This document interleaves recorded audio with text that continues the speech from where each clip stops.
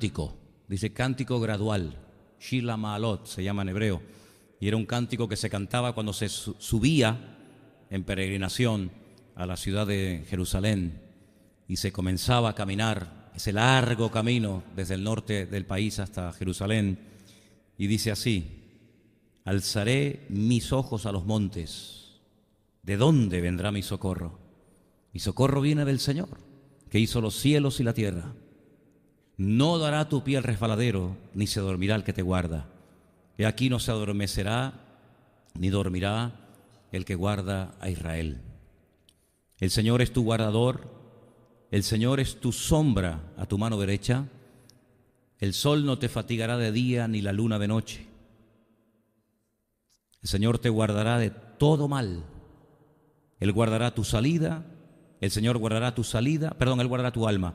El Señor guardará tu salida y tu entrada desde ahora y para siempre. ¿Cuántos dicen amén? Si una de las cosas que el diablo, que la vida, que las circunstancias intentan por todos los medios siempre arrebatar del corazón de los cristianos, de sus hijos, es la confianza en Dios. A veces nos hace ver las cosas más difíciles y más negras de lo que ya están. Y a veces con nuestras palabras como que amplificamos el problema y no nos damos cuenta de que nuestro Dios es muchísimo, muchísimo más grande y más poderoso que cualquier problema, cualquier nubarrón o cualquier circunstancia adversa de la vida. Amén, hermanos. Decía el salmista: yo levanto mis ojos y claro, veo estas montañas tan enormes donde se refugiaban y se ocultaban los asalteadores, los ladrones, sabiendo que los peregrinos iban caminando con su dinero, con sus ofrendas para llevar a Jerusalén, y claro, te entraba el temor, ¿no? Es decir, yo voy con mi familia, voy con mis hijos, caminando, y sabe Dios, esta gente, si nos cortan el cuello, nos roban las pertenencias.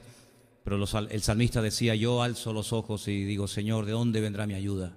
Y dice: mi ayuda, ¿de quién va a venir? Pues de mi Dios que hizo los cielos, y mi Señor que hizo la tierra. Él me guardará de todo mal.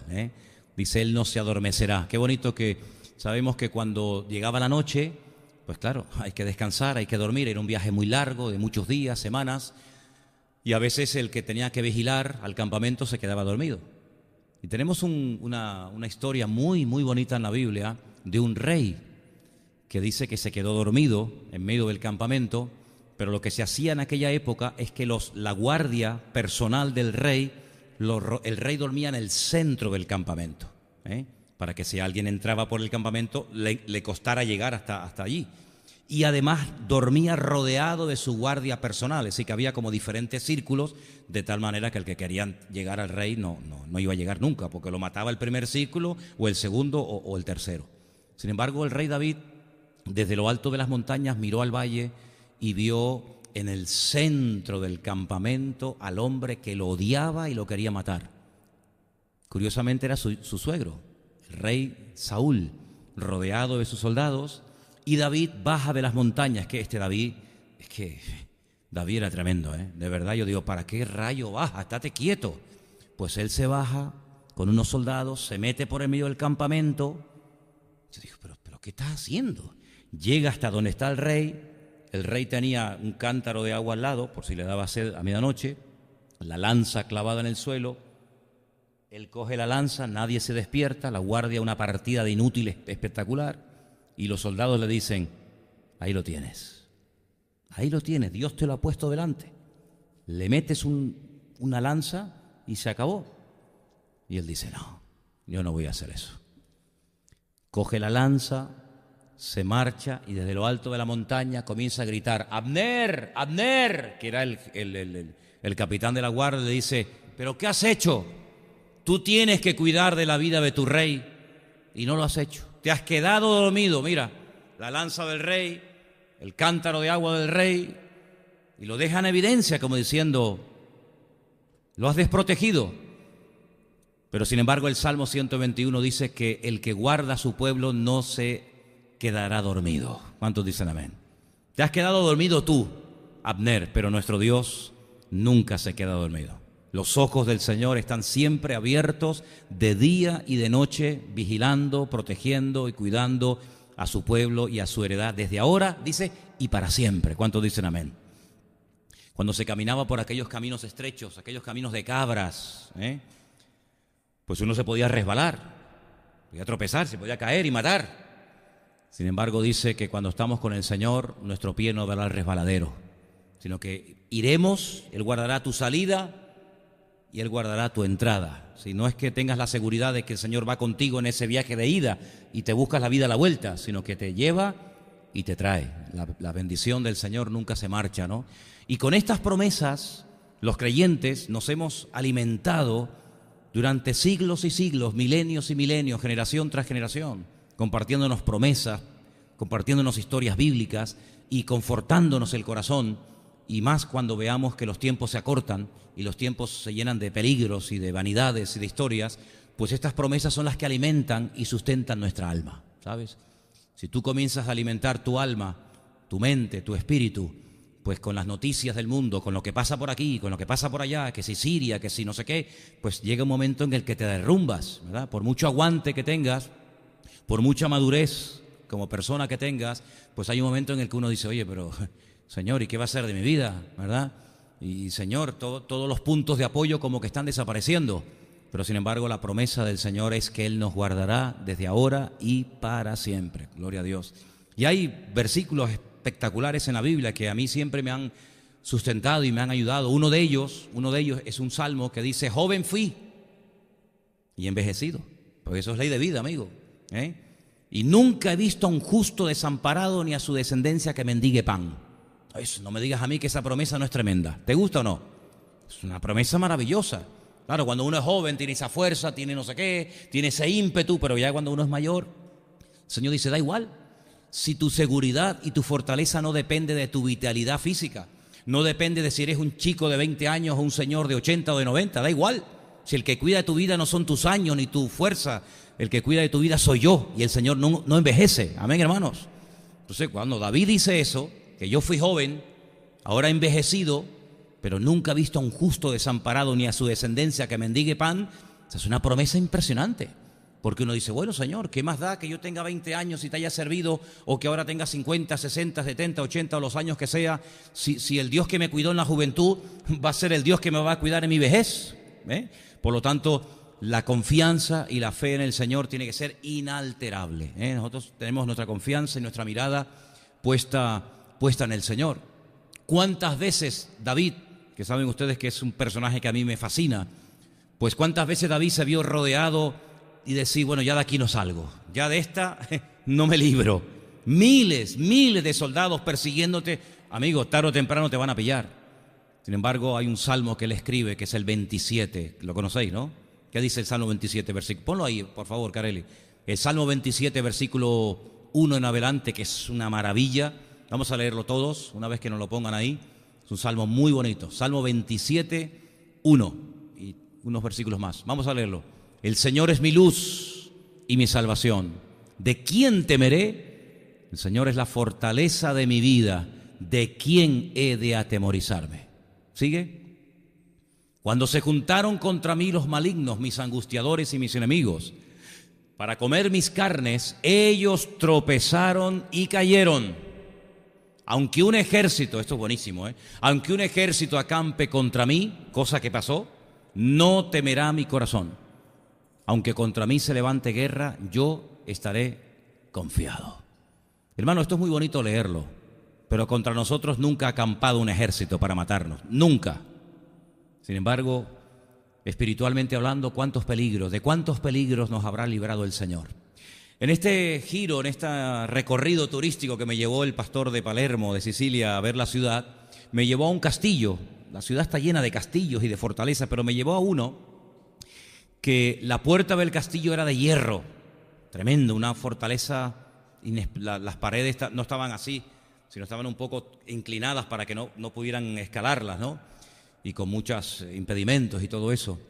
Y resulta de que esa puerta de hierro, las tropas españolas, cuando Sicilia pertenecía a España, pues resulta de que le metió un bombazo, un bolazo de eso, un cañón, y le perforó la puerta. Y está la puerta muy bonita, preciosa, pero tiene un agujero así, y la perforó la puerta de hierro. Digo, madre mía, un bolazo de esto te pega en la cabeza, y te manda la cabeza a Groenlandia, te la manda, ¿no? Imagínate tú. Y allí quedó como recuerdo, ¿no? Y la gente se metía en los castillos, se metía en las fortalezas, ponía fosos de agua alrededor para que no entraran, te tiraban por las murallas, te tiraban aceite hirviendo, te tiraban piedras de molino, te tiraban de todo para que no pudieras subir. Y se jugaban la vida aquella gente para tomar aquellos castillos, aquellas fortalezas.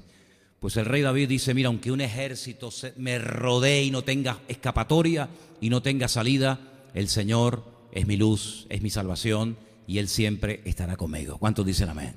Así que, hermano, ante estas promesas, ¿cómo vamos a reaccionar? ¿Con fe? Por supuesto que sí. ¿Con duda?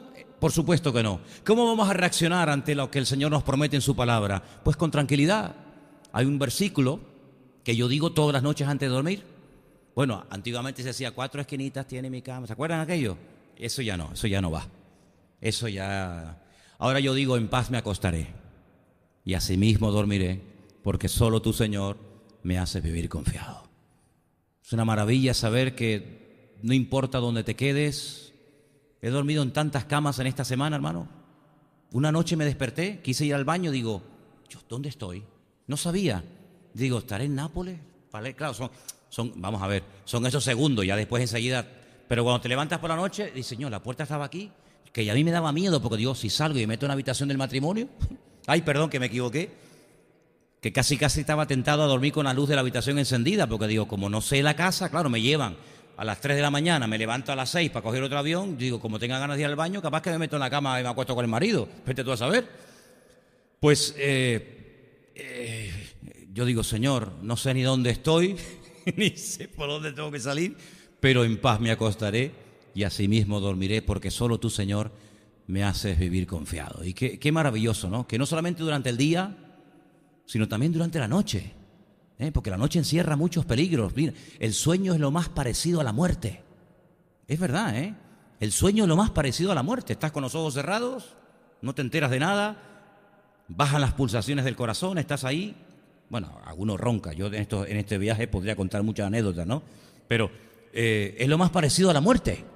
Y sin embargo, cuando te despiertas por la mañana, por eso los israelitas, el judío practicante, cuando se levanta por la mañana, le da gracias al Señor por haberle devuelto el alma. Porque es como si volvieras otra vez a la vida, ¿no? Te despiertas del sueño, en este caso que tipifica la muerte, ¿no? Y qué hermoso es saber que durante la noche el Señor nos protege, el Señor nos cuida. A mí no me gusta la noche, le voy a confesar. A mí la noche no me ha gustado nunca. A mí me gusta el día, me gusta la vitalidad. A mí la noche no me gusta, no me ha gustado nunca, ¿no? Y cuando voy por ahí solo de viaje, la noche me voy a la cama a dormir. Pues no me gusta la noche.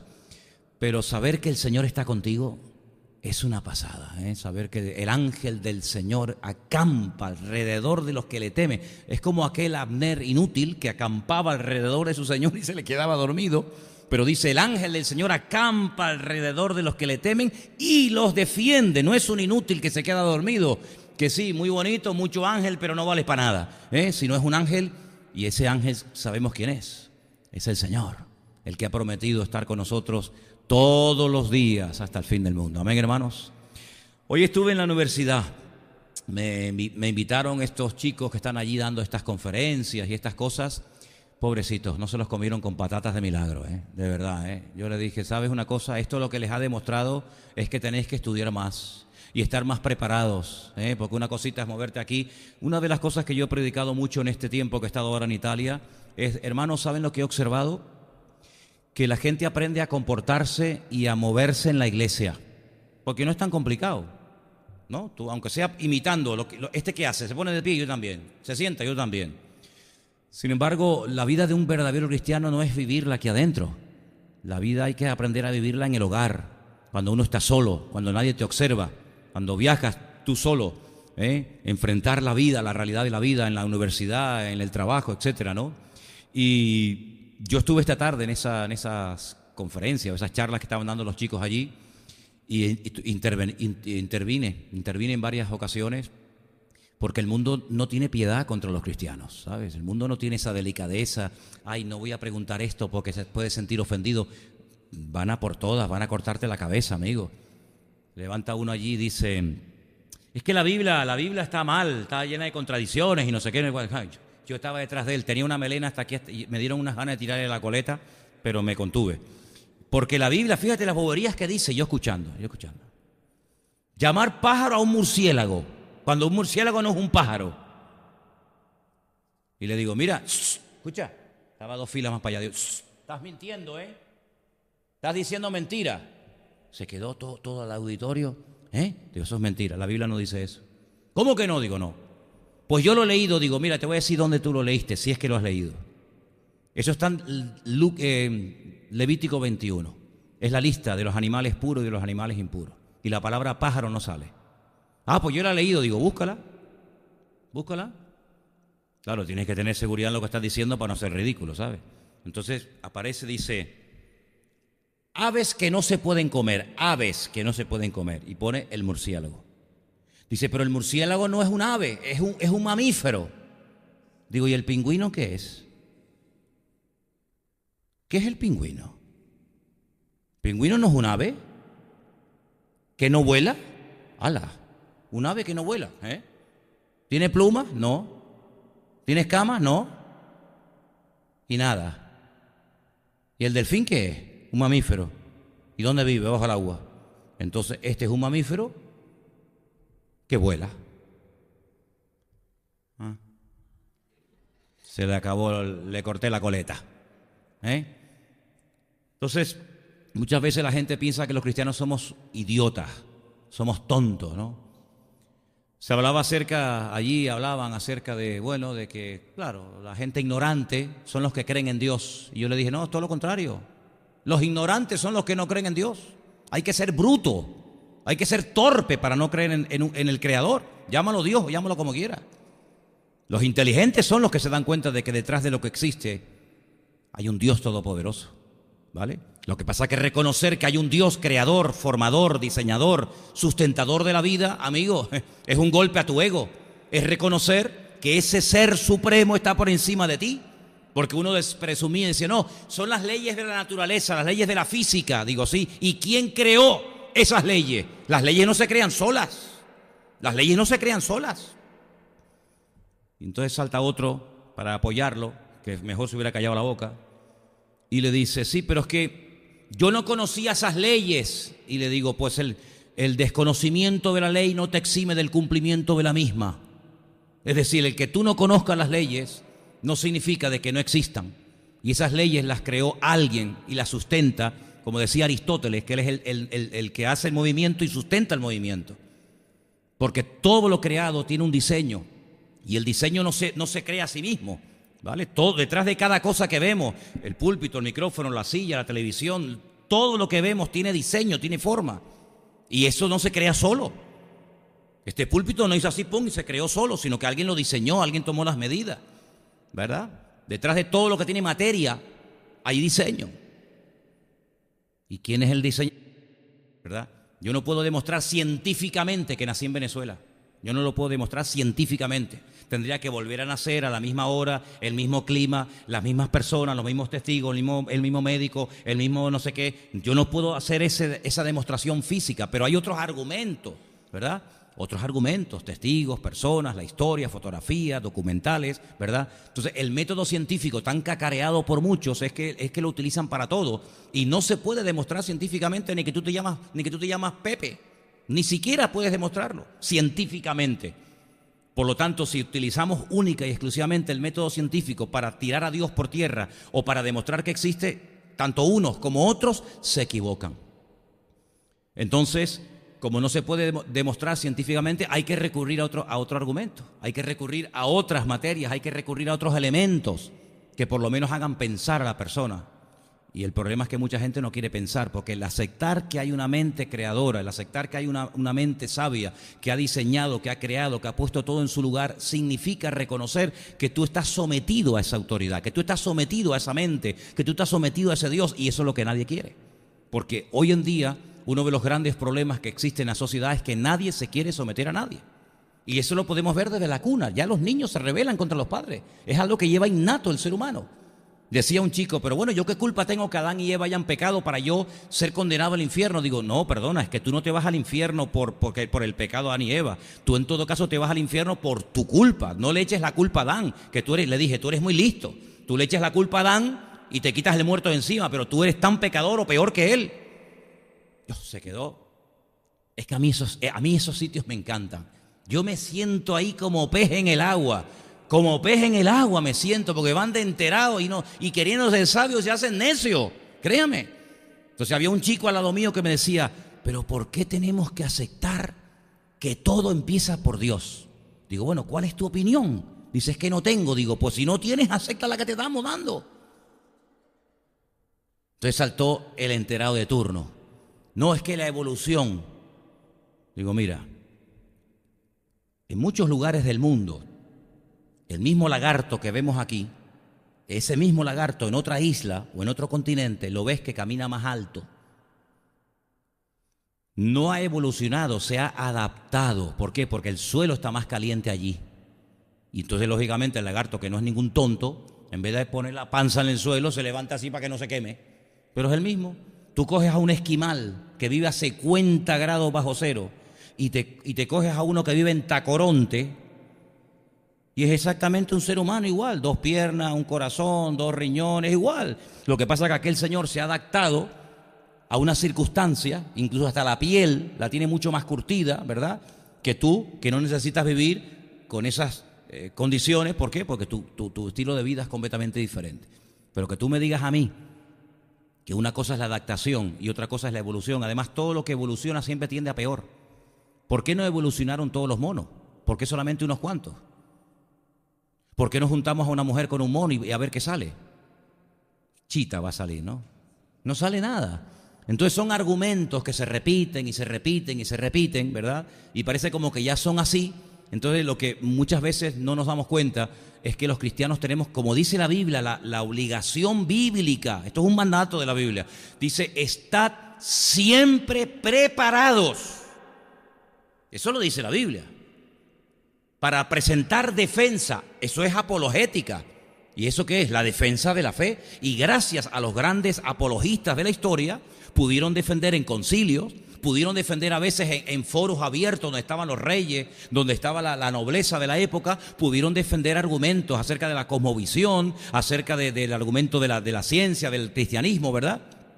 ¿Y qué es lo que ocurre? Que hay cristianos que no están preparados, no leen, no se documentan, no se preparan. Entonces cuando viene el listillo de turno, ¿verdad? Cuando viene el listillo de turno, pues automáticamente te quedas planchado. Por eso yo creo que una de las cosas que ustedes tienen que procurar, y sobre todo los jóvenes, que son los que más se mueven en esos ambientes universitarios, etcétera, es prepararse, leer libros de apologética, para que cuando llegues a un foro de este tipo, pues no te quedes en evidencia, ni te quedes mirando, como decía mi abuela, los celajes, mirando para acá, mirando para allá, que no sabes ni dónde estás, sino esto es por esto, por esto, por esto. Se apelaba mucho al argumento de la fe.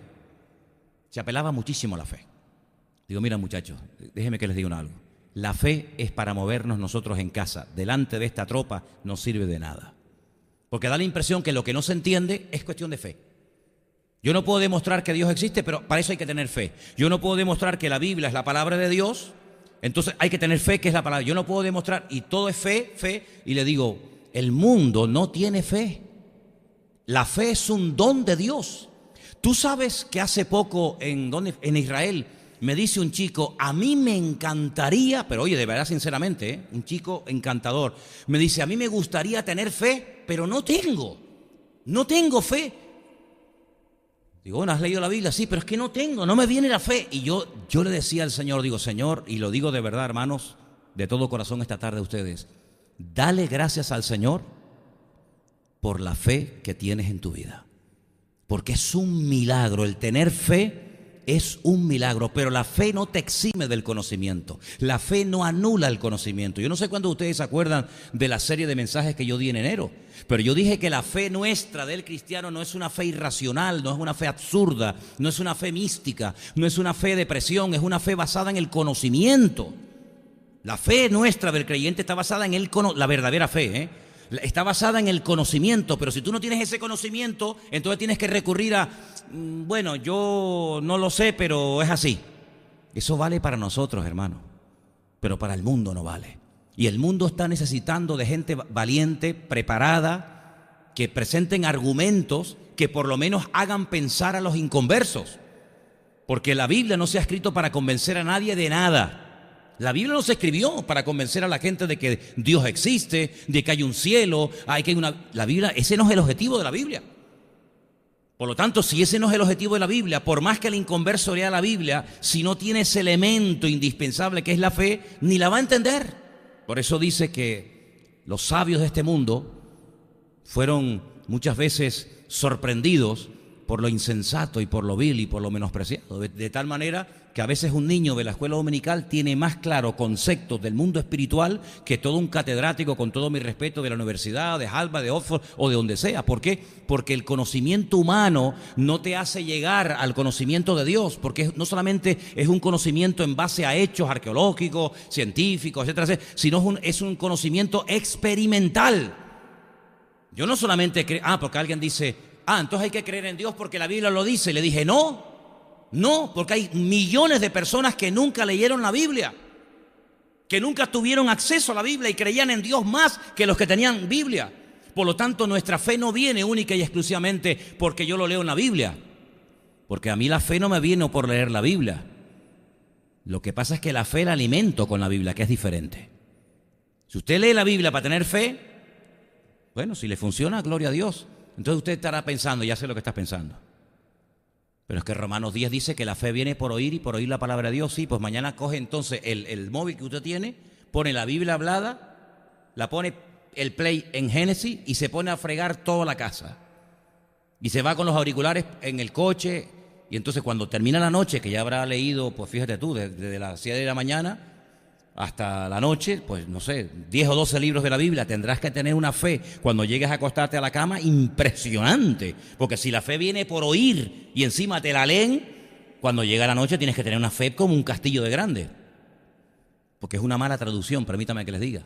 La fe no viene por oír, la fe viene por obedecer la palabra de Dios, porque el verbo lishot es un verbo polivalente que se puede traducir, ¿verdad?, como oír o como obedecer. Usted puede oír, pero si no obedece, ¿de qué le sirvió? De nada. Entonces hay gente que oye la Biblia, vienen a los cultos, se han criado en el Evangelio, se han criado con padres pastores o padres cristianos, pasan de todo. Saben la Biblia de memoria, pero es que la fe no viene por oír. Lo que hace la Biblia es que alimenta la fe. La fe es don de Dios. Si a usted Dios no le da fe, usted se puede leer la Biblia entera y usted termina y decir, a mí esto ni fu ni fa. Y por eso les digo que es un milagro y yo le doy gracias al Señor por la fe que Él nos ha dado. Y por medio de esa fe, yo comienzo a descubrir a Dios, yo comienzo a interesarme por las cosas de Dios y cuanto más invierto en mi Dios, lógicamente más Dios me va a bendecir. Entonces esto no es tocar un botón, toco un botón, y si saben que hay unas puertas, a mí me encantan esas puertas, me han llamado muchas veces la atención porque es que tengo algo de niño, que aún no se me ha ido. Yo llego al aeropuerto y hace la puerta así y yo digo, qué maravilla, cómo se abre la puerta, qué poder tengo, muchacho.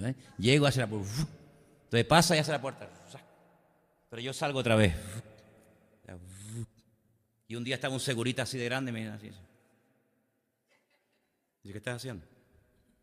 Ya está bien, ¿no? Ya eres grandito, ¿no? Digo, perdone. Y me fui para adentro. Es que me encantan esas puertas que se abren y me encantan. Pero la fe no viene por eso. La fe no es, vengo a la iglesia 3 días, toco un botón, me leo 4 evangelios, 3 versículos, 8 capítulos y ya tengo fe. No, mijo, la fe es un milagro, es un regalo de Dios que cuando lo tengas, cuídalo, aliméntalo, úsalo, susténtalo. Pero la fe, hermanos, es un don de Dios y si usted tiene fe, dele gracias al Señor. Esa fe puede ir creciendo, esa fe puede ir en aumento. Yo uno de los mensajes que le compartí a los hermanos en Italia era el siguiente. No todos los que estamos aquí esta tarde, y seamos honestos, no todos tenemos la misma fe. ¿Sí o no? No. Hay un momento en el que se le acerca un centurión romano y le dice al Señor, es que esta conversación es buenísima. Le dice, Señor, no soy digno de que entres bajo mi techo.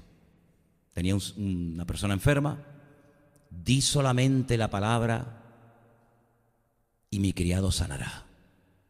Y añade, porque yo soy un hombre de autoridad, era un militar. Yo le digo a un soldado, ven para acá, y no le dice, ah.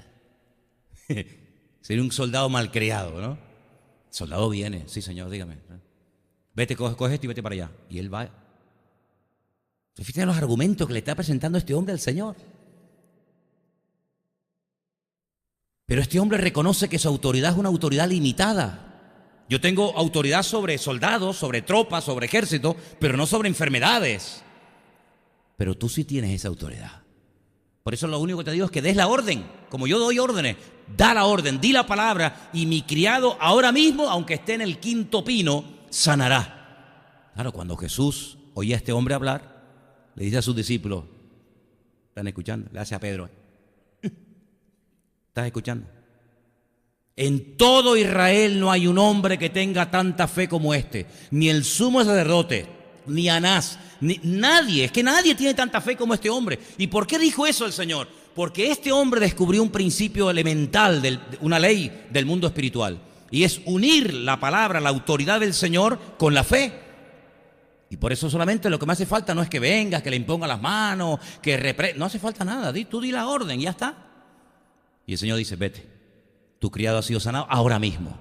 Y él no dijo, dame una prueba, dame una evidencia, no, ya está, porque yo sé lo que es la autoridad funciona. Y cuando él llegó dijo, ¿a qué hora fue sanado el muchacho? Pues a tal hora ayer, dice, a esa hora fue la que yo estaba hablando con el Señor. Funciona, hermano, funciona. Grande es tu fe, le dijo, grande es tu fe. ¿Y qué le dijo a Pedro? Cuando salió de la barca y empezó a hundirse, viendo el viento, la marea, no sé qué, y Pedro grita y el Señor yo creo que le arrancó un mechón de pelo. Se quedó con un mechón de pelos en la mano. Anderson? Con un mechón de pelo. Van a la barca y le dice, Pedro, ¿por qué dudaste, Pedro? Y le dice, hombre de poca fe. Señor, ¿poca fe? Si salí caminando, aunque sea un pasito, y después volví caminando, hombre, a este grande fe, a este poca fe. ¿Qué le dijo al padre del niño que estaba con problemas espirituales? Al que cree, todo es posible. Ay, Señor, ayúdame a creer. Entonces, hermanos, hay cosas por las cuales tenemos que estar constantemente agradecidos. Aunque te tengas que ir esta noche caminando a tu casa, aunque te comas un bocadillo sin nada dentro, si tienes esa fe, ese regalo de Dios, tienes que ser la mujer y el hombre más feliz de la tierra. Porque es algo que no se puede comprar con dinero. Oye, esto es un palo al ego humano. Es decir, con todo lo rico y poderoso que yo soy, no puedo comprar fe, no puedo tener un poquito de fe de que esa persona tiene. No se puede comprar con dinero. Hay un elemento indispensable para tener esa fe en Dios, y es la humildad. Es decir, Señor, sin ti estoy perdido. Y el Señor dice que es galardonador de los que le buscan, pero de los que le buscan correctamente. ¿Cuántos dicen amén? Quiero que oremos en esta noche. Vamos a orar un momentito al Señor. Quiero pedirle, por favor, vamos a cortar ahora ya la grabación, porque voy a pedirle a varios de ustedes que oren, y entonces las oraciones no salen